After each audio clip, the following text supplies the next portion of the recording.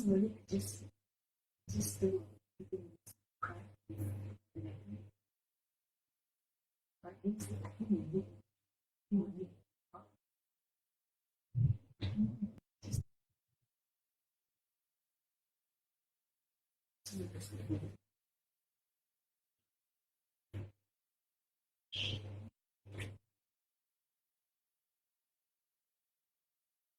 Good afternoon, everyone, and welcome back to our Facebook Live session. Today, I'm with Ms. Krystal Ng, the Dietitian with the National Cancer Society of Malaysia.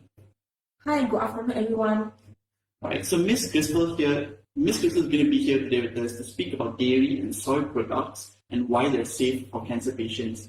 And this is a very important topic at this time and day because it is one of the most asked questions when it comes to cancer survivorship and when it comes to diet as well. So, Ms. Krystal, why is this such an important topic for cancer patients? Why is this an essential topic when we speak about diet for cancer patients and cancer survivors in general? Yeah, because upon a cancer diagnosis, people living with cancer are very concerned about their overall health, and they are very keen to know more about nutrition.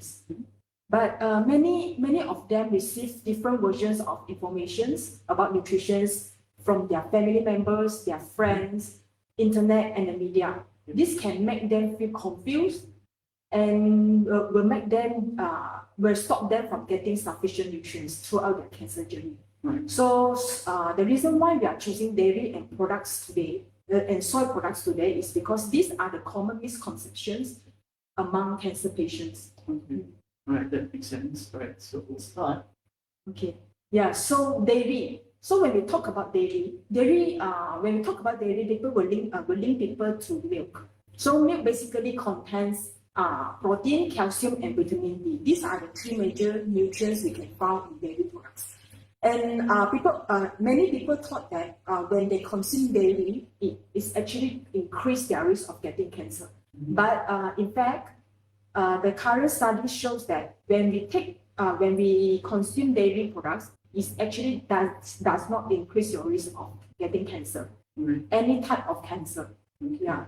So on the other hand, actually, when we take dairy products, it can lower the risk of colorectal cancer by stopping or by preventing the abnormal cell growth at our colons. Right. So when you're speaking about how it does not increase the risk and how it reduces the risk, those are definitely very different terms. And so for colon cancer, you're saying that it lowers the risk of colorectal cancer.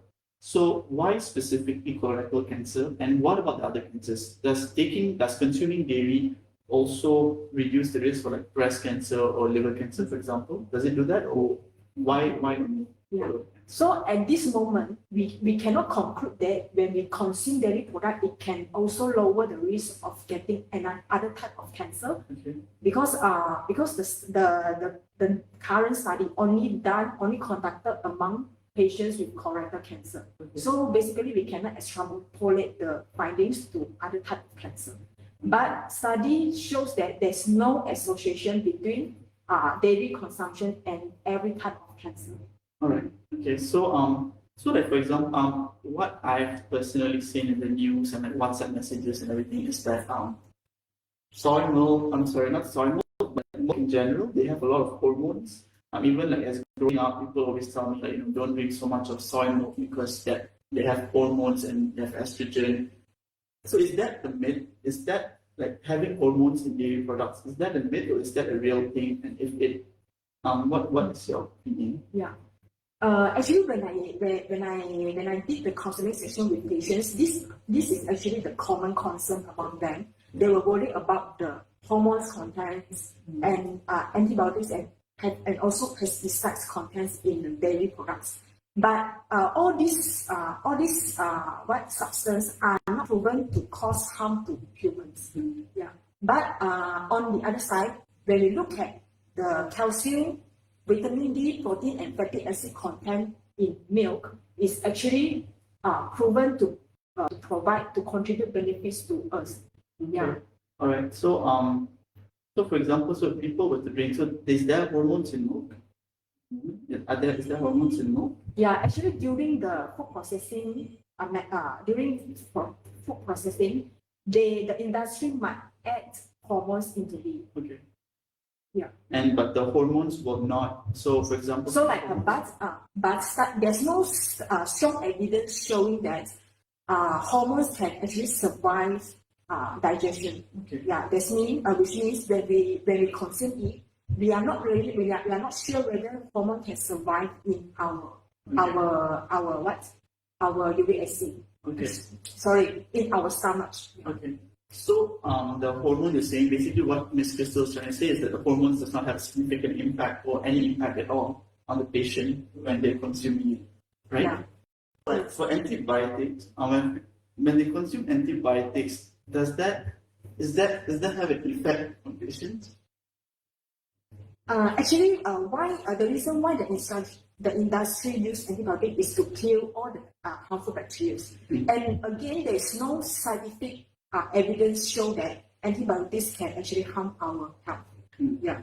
So in conclusions, I would like to make a conclusion for this issue because when we look at the rates of unproven harm and proven benefits, actually we can say that the proven health benefit of dairy product is actually can outweigh the unproven harm of dairy. Yeah. Yeah, that makes sense.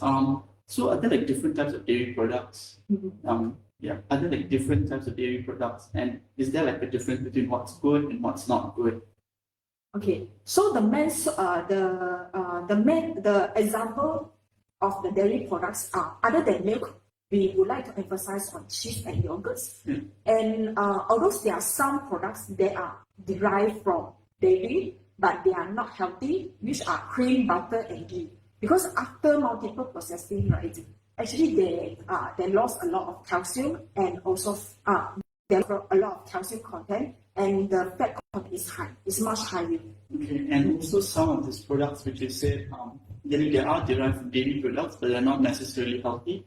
They're also high in saturated fats or trans fats. Is that like for example, for butter, it's high in saturated fat. Okay. Yeah, because and studies show that saturated fat actually can increase our cholesterol level and also the risk of heart disease. Okay, right. So So actually, when we discuss on milk, there are three major types of milk. So which are full cream, low fat, and skim milk. So what makes them different are the fat contents and the calorie contents. So in general, I would advise every one of you to go for low fat or skim milk because it contains lower fat and also it's a good source of protein for you. Yeah. So like if for those who we don't totally avoid from taking full, we don't totally avoid taking full cream milk because for certain patients, right, for those patients who are underweight, sometimes we will advise them to get full cream milk to gain their weight. So what you're saying is that it depends on who you are and what is your goal. So for example, if you are a cancer patient on treatment, it is recommended that they go on full cream milk because then they have high calories. Or is that because they have high it's not because of fat. It's because they have high calorie content. Yeah. So for those who are underweight or especially for those who are undergoing chemotherapy, then most probably we will advise them to go for full cream. Okay. Yeah, because we want to make sure that they get sufficient calorie and energy to fight the cancer and deal with the side effect of treatments. Yeah. So like for those who are dealing with, let's say for example, other kind of NCDs like obesity and high blood pressure or cardiovascular diseases, are you saying that it's recommended that they go for low fat skim milk instead? So in general, because we want to prevent the risk of getting obesity, right? Yeah. So we would advise everyone to go for low fat and skim, generally to stay healthy. Alright. So in terms of portion, so like now we know that this is healthy, this is good, but how much do we have to consume a day to make it healthy? As in, is there like a standardized serving, or can I just drink as much milk as I want every day? Okay, so you can So in general, we would advise everyone to take 1 to 2 servings of dairy or dairy products a day. Yeah. So as what we can see here, like for example, if you take milk, 1 serving is actually equivalent to 250 ml of milk. Yeah. So we preferably we will advise you to go for low fat or skim milk. So if you take milk powder, it's about 4 tablespoons. Yeah. So sometimes when you want to make your make sandwich for your breakfast, you can actually take 2 slices of cheddar cheese, which is equivalent to 1 serving of dairy. And sometimes you can also take 1 cup of yogurt with plant flavor and low fat as your snack. Okay. Right. So like looking at these products, I understand now that we can't be eating all of this in one day, right? So it's just like 1 or 2 out of 4 in a day. But like for the yogurt, like the cup yogurt, right? It's especially if it's like a fat-free, tasteless yogurt, people don't usually eat it like that. So I know this is something that you incorporate into cooking. Is that something that we do? Like we incorporate this food items into cooking, and will that reduce their nutrients if we do that? Okay. So the first thing is actually dairy or dairy products are quite useful. We can use them in our cooking. Like for example, we can actually replace coconut milk with the low fat milk, or even skim milk. And also when you make coffee or any tea, you can replace dairy, you can replace low fat milk, and you can replace creamer with low fat milk. Yeah. Sometimes we want to make some dressing for our salads or sandwich. Actually, we can use yogurt. Greek yogurt to make the dressing. So it will provide you more proteins. Yeah. Other than that, like every morning, like for those who are taking cereals or oats porridge, you can actually mix it with protein. So it's like so it will help you to create a balanced meal. Because other than carbohydrate, you can get protein from milk. Yeah. So yeah. Yeah. So okay. So like I know if eating cereals and oatmeal, and even to the extent of making vegetable smoothies, is still okay. But like I know that if you're going to replace coconut milk, which has a lot of flavor, with fresh milk, it might affect the taste. For example, if I was making a pot of curry, I would not want to affect the taste of the curry. So, and I think that is one of the main problems here, is that when people don't like the taste of a particular food, although it's healthy, they might not want to eat it. So in this case, if we want to replace milk, like if we want to incorporate milk as or nutrition products, if dairy products as a part of our diet, it is also important to make them appealing to have, right? So how would you recommend that we do that so that people still enjoy the flavor without compromising the nutrients? Yeah. Okay. So when we do the recipe for curry chickens, so actually we use dairy products to replace coconut milk. So I agree with you that it's not that creamy as coconut milk, but actually we can still increase the taste by using spices. Yeah. So like a lot of spices. Like so bunga cengkeh or all those things. So it can enhance the taste of the meal. Okay. So it really depends on the person who's cooking the meal itself, and how you decide to use spices and salt and pepper. And also chili, dry chili, you can add more on that. Okay. So you don't necessarily have to just use coconut milk if you want to make a curry flavorful. There's a lot of other ways to do it in a healthier way as well. But now that we're looking at this, this is all good for people who can eat dairy. What about for people who cannot eat dairy? Like, was there an alternative for them? Okay, so for people with lactose intolerance, which means this group of people, right, they are lacking of an enzyme which is lactase to digest lactose. Yeah. So this is why making them feel stomach upset or diarrhea and gassy when they take dairy products.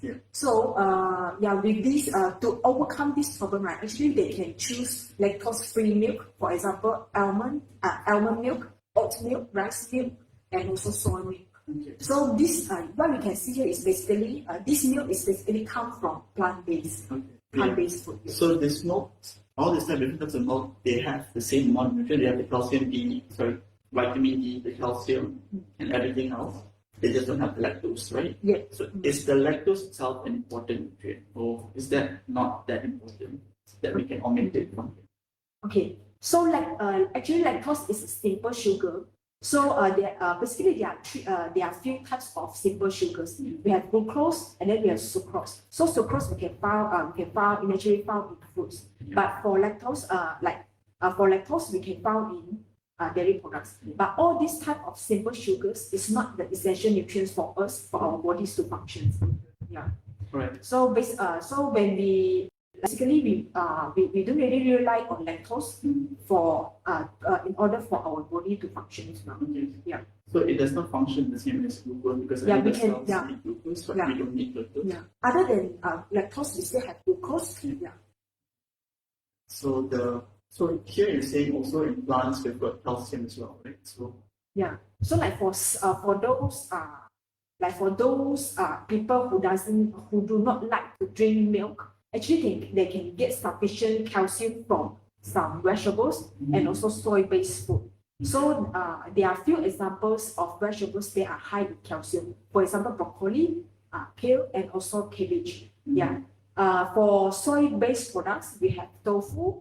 Yeah, and also like others like fujo or tempeh. okay. Right. So that's a very good insight into the alternatives that we have for people who have lactose intolerance. But now speaking about cancer patients specifically, do they have can they actually take dairy? Actually, for cancer patients, it depends on their phase of their cancer phase. Like for example, like for those patients who are undergoing chemotherapy, normally doctor would recommend them to take it. Yeah, because doctor worry about the bacteria content in the dairy products. But actually the current study show that when we restrict cancer patients from taking dairy products, actually we can put them at the risk of malnutrition, undernutrition. Yeah, so for cancer patients, we will advise to choose pasteurized milk or UHT milk. Yeah. So this type of milk actually undergo a process which all the harmful bacteria have been killed. Yeah. So it's safe for cancer patients to take. Right. So because you're saying because here what is also stated is that this dairy is allowed for patients with normal white blood cells, neutrophil counts, and bone marrow, and do not have bone marrow transplant. Yeah. So like for even though sometimes even though when patients are undergoing chemotherapy, right, if the patient has normal white blood cell or neutrophil counts, actually they are fine to take the dairy products. Yeah, but we don't recommend to those patients who just completed bone marrow transplant. Yeah. I think that's because I think that's essentially because patients who just undergo chemotherapy or bone marrow transplant are immunocompromised. So this goes back to immunity, right? Yeah. And because dairy products to a certain extent do have a certain amount of microorganisms. Is that true or? Because of the bacteria.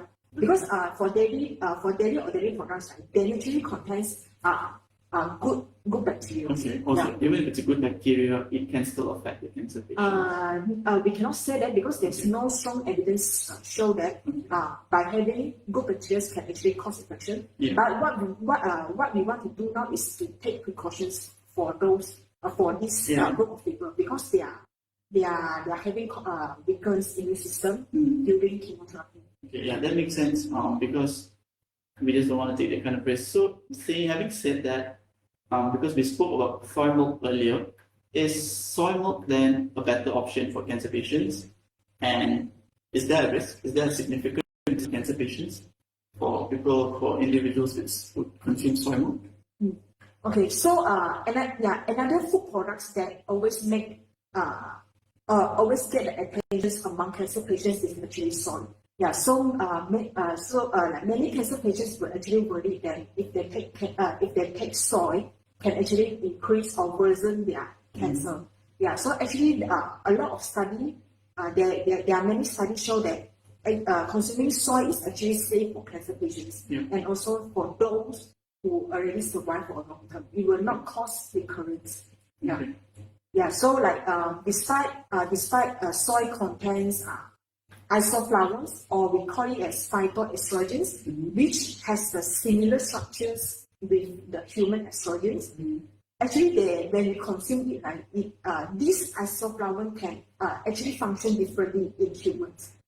So what I want to say here is, even though there are animal studies showing that soy might be causing cancer risk, might be causing cancer. But actually, when we do a lot of human study, there's different findings we can get. Yeah, there are different findings we get, which is it does not promote the cancer growth.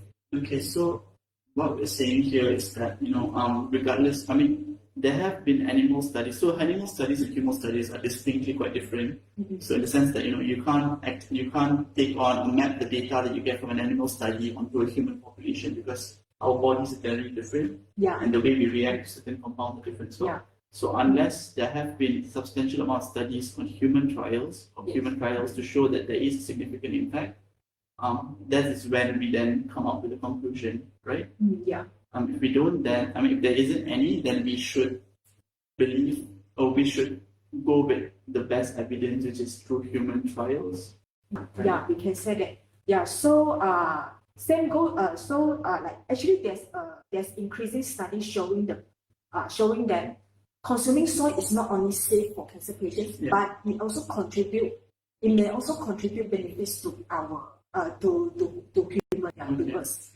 So there's a current study showing the potential benefit of soy on reducing the risk of breast cancer and also prostate cancer.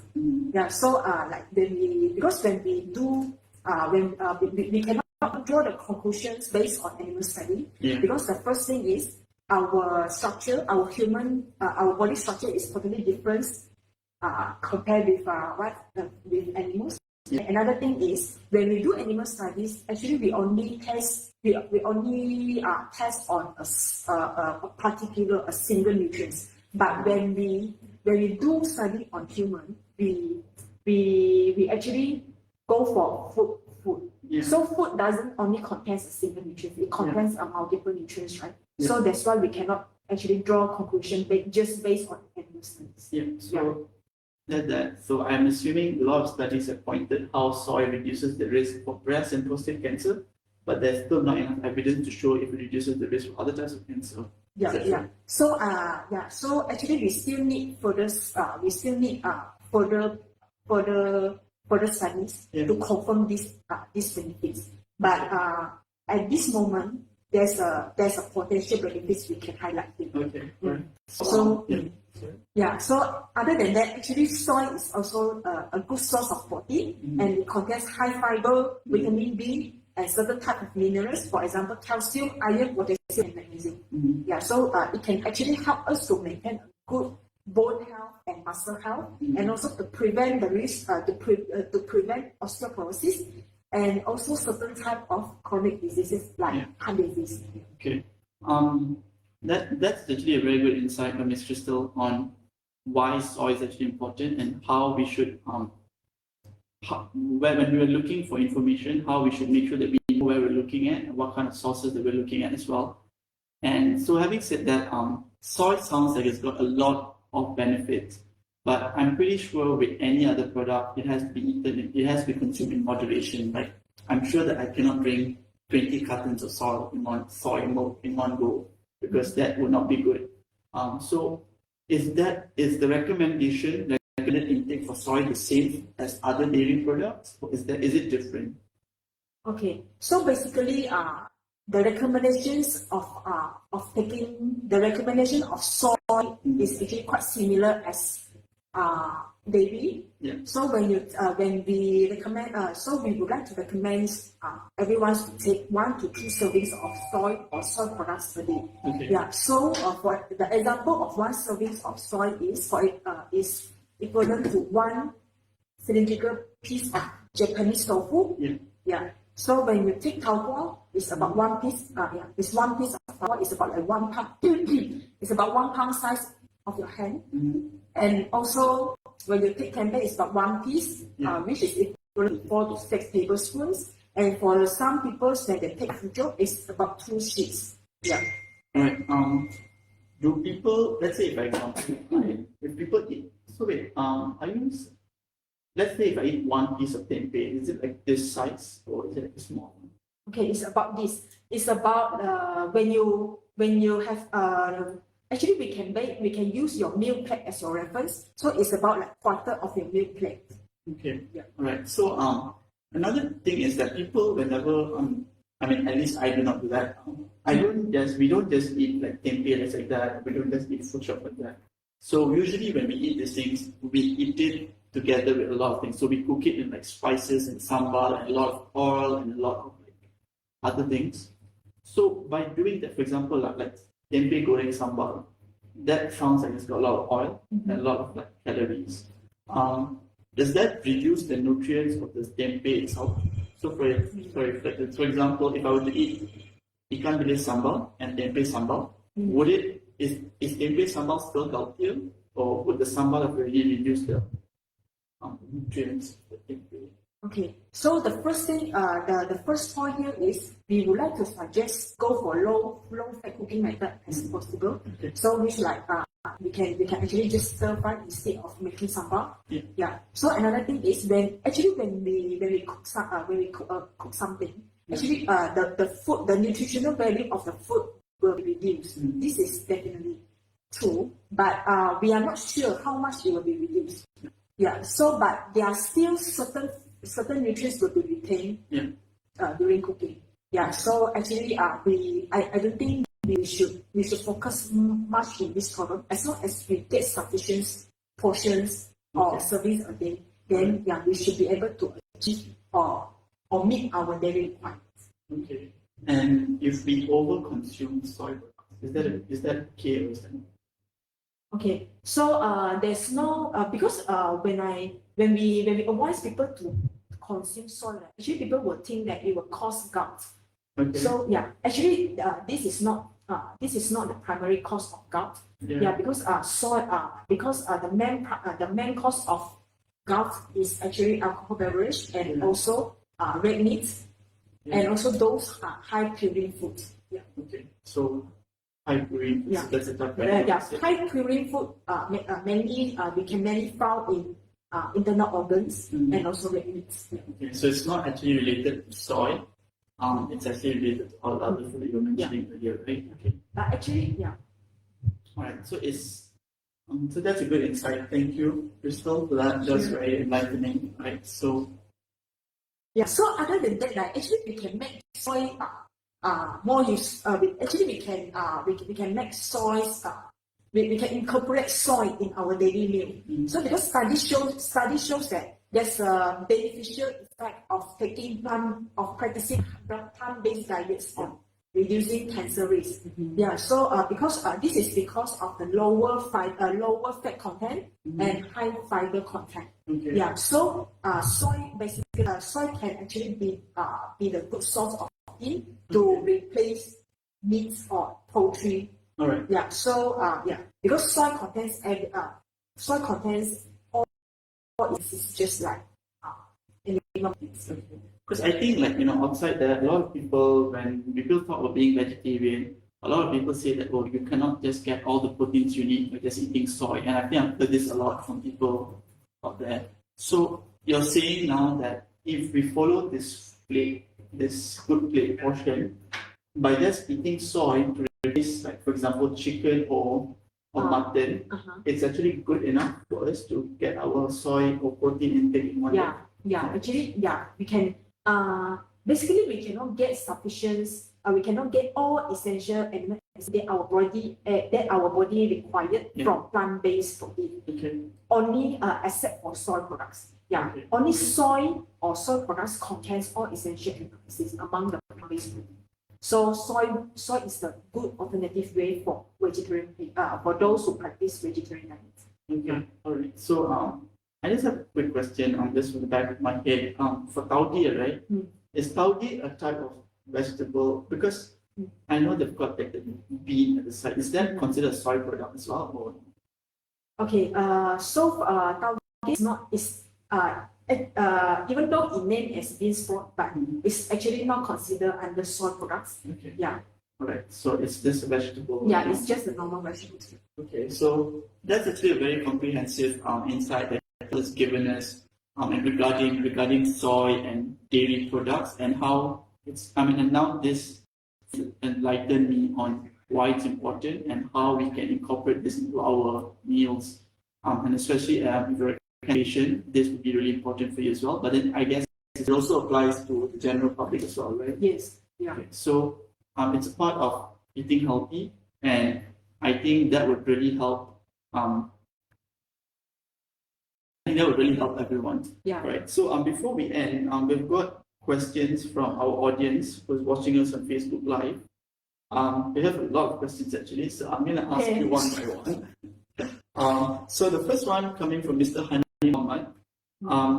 He's asking if plant-based diet is better, and I think you have already reiterated that in your point earlier here. Yeah, because why plant-based diet is better than it's better for in regards to cancer reductions. Cancer risk reduction is actually because of the high fiber content. Yeah, because when we take food with that high in fiber, actually can help us to lower the risk of many types of cancer, including colorectal cancer and breast cancer, because it helps us to keep our digestive system healthy. Yeah, another thing is because it's low in fat, it can help us to keep a healthy weight. Yeah. So because as we know that obesity or overweight is actually one of the risk factors of developing cancer, right? Yeah. So we want to combat this problem. Okay. Right. That's. I hope that answers your question, Mr. Hanim. The next one is from Hu Ying. She's asking, may I know why dairy or pasteurized /UHT products is not patients with low neutrophils? But I think you said it the other way earlier. It's actually good for patients with low neutrophils, right? Okay. So so basically the question is, may I know why dairy, pasteurized /UHT is not allowed for patients with low neutrophils? As the article that is cited conclude that there is currently no evidence to support the use of neutropenic diet or other food restrictions in neutropenic patients with cancer. Actually, so Madam. Miss Hui. Miss Hui. Hui. Yeah. Okay. Yeah. So thank you for your questions, Miss Hui. Yeah. So I agree with you. There's actually no evidence support the use of neutropenic diet among cancer patients. Yeah. So that's why actually the key message here is to practice safe food handling. So because we want to reduce the exposures. We want to reduce patients' exposure to harmful bacteria. So this is the reason why we emphasize on pasteurized milk. So when the milk undergoing this process, this is pasteurization process, actually it can kill all the harmful bacteria. Yeah, because we prevent patients from getting foodborne illness, such as diarrhea. So we will introduce the treatment plan. Okay. Yeah. All right, that makes sense. All right. From Miss Linda Ho, is coconut milk unhealthy for patients? Basically, coconut milk is not only unhealthy for cancer patients. It's basically for everyone. Yeah. So because of the high saturated fat content. So again, just now we did mention that saturated fat is not really good for our health. Yeah, so we need to limit it as possible. Okay. So yeah. Correct. From Miss Irene Yap, so is it okay for breast cancer patients to take dairy like cheese and milk daily? Then to ask, that's one question she had. Is it okay for them to take cheese and milk daily? And then another question is, what is the difference between UHT milk and fresh milk? Okay. Yeah. So for cancer patients, it actually depends. If let's say you are undergoing chemotherapy and your white blood cells is or or your neutrophil count is very low, lower than average, then I would not suggest you to go for cheese or yogurt. Okay. Yeah, but you can choose pasteurized milk. Okay. So pasteurized milk, actually the same, or we can actually call as UHT milk. So this milk is actually, how to say, like what we discussed just now. Is it heat treated? Yeah, because this process, when we pasteurize the milk, right? So basically, the milk is being heated at a specific temperature, which we are able to kill all the harmful bacteria. Mm-hmm. Yeah. So this will allow us to have this will prevent us from getting foodborne illness. Yeah. Okay. From Miss Boon Loisu, why is butter classified as not good as compared to cheese? So why is butter not good, but why is cheese good?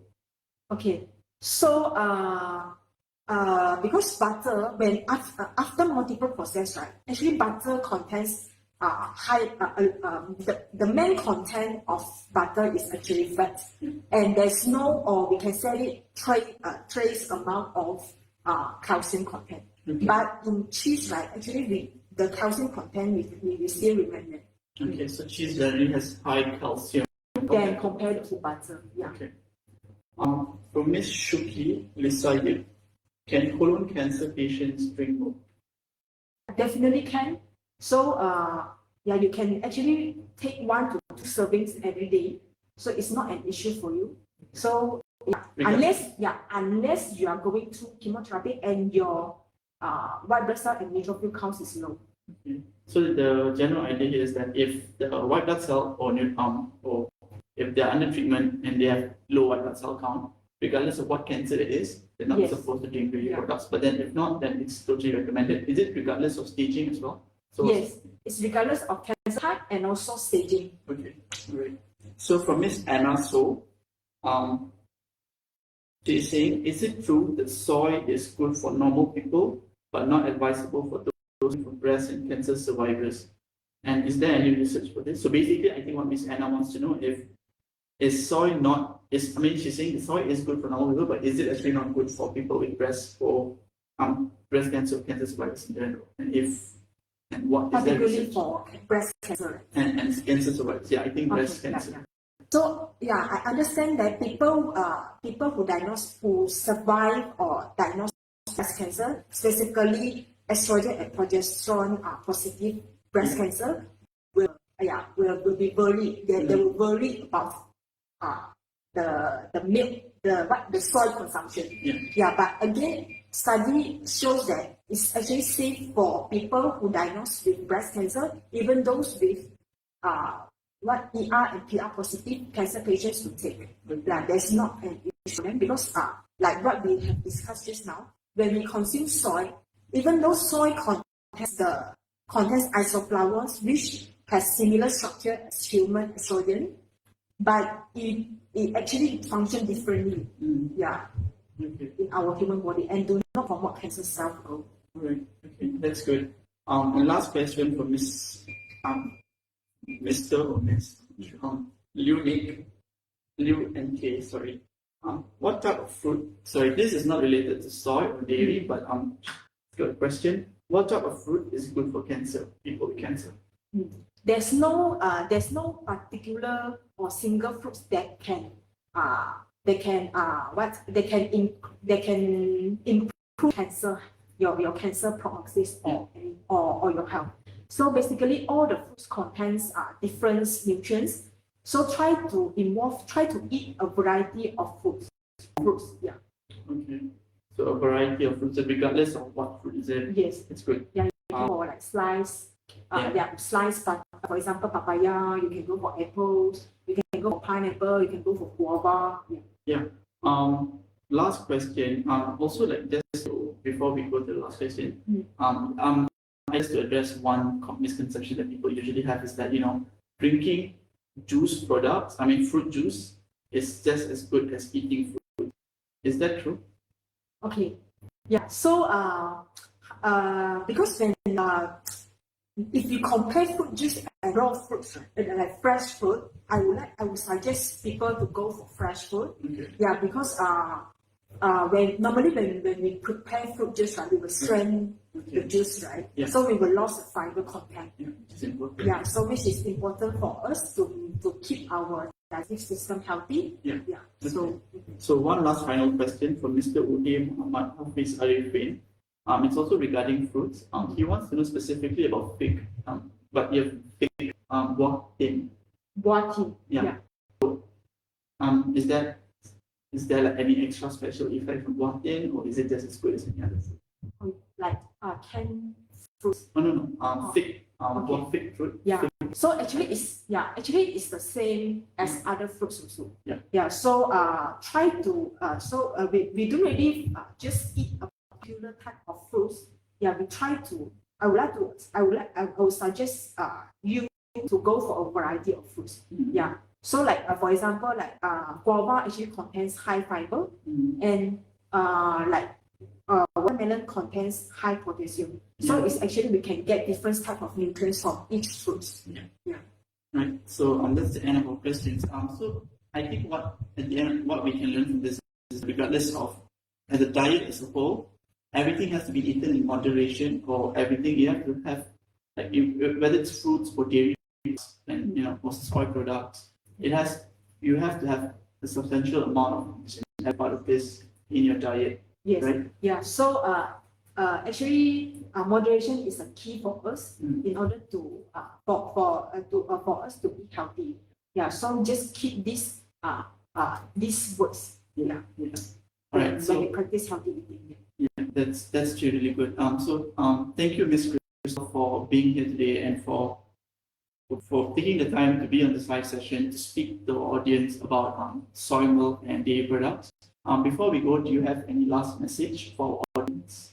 Yeah. Takeaway message that you can. Actually, the reason why we discuss these two food items is because many people confuse about whether they should or should not eat these food items. So again, I know that this day everyone has something to say about cancer, nutrition, and health. So having accurate and updated information about nutrition is important for everyone to guide you to eat healthy and stay well.